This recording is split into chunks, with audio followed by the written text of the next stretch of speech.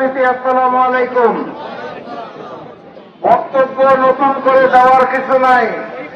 ভারত থেকে নতুন high commissioner এসে অখণ্ড ভারতের স্বপ্ন দেখছে। অখণ্ড ভারত হবে না, সেই উত্তর আমরা ৪৭-এ দিয়েছি, আমরা ৭১-এ দিয়েছি, আমরা ২৪-এ দিয়েছি। এই বাংলাদেশের স্বাধীনতা এবং সার্বভৌমত্ব নিয়ে যারাই খেলতে যাবে তাদেরকে তাৎপরা জবাব দেওয়া হয়েছে। আরে বাংলাদেশের রংপুর বিভাগ, চট্টগ্রাম বিভাগ নিয়ে যদি ষড়যন্ত্র হয় তাহলে স্পষ্ট ভাষায় জানিয়ে দিতে চাই, ভারতের ওই 7 সিস্টার সুস্থ থাকবে না, বিচন্ড করে দেওয়া হবে ইনশাআল্লাহ।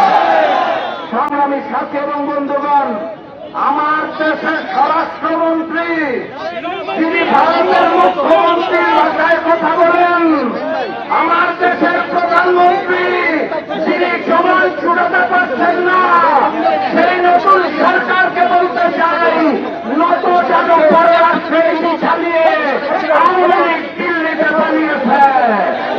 আপনারা সাবধান হন, তাহলে আপনাদেরও শিলং এবং লন্ডনে পালাতে হবে। বাঙালি সাথী এবং বন্ধুগণ, বাংলাদেশের আনাচে কানাচে ভারতীয় দল এবং রয়ের এজেন্ট যারা আছে তাদেরকে চিহ্নিত করুন, সকলের বিচার প্রকাশ্যে হবে ইনশাআল্লাহ। আজ বক্তব্য দীর্ঘায়িত করব না, শুধু হুঁশিয়ারি দিয়ে যেতে চাই, আমার দেশের স্বাধীনতা, সার্বভৌমত্ব, অখণ্ডতা নিয়ে যেই প্রশ্ন তুলবে তার বিরুদ্ধে নতুন করে লড়াই হবে, সংগ্রাম হবে ইনশাআল্লাহ। তার স্লোগান দিয়ে শেষ করে দিতে চাই, গোলামি না আজাদি, দিল্লি না ঢাকা। সবাইকে ধন্যবাদ, আসসালামু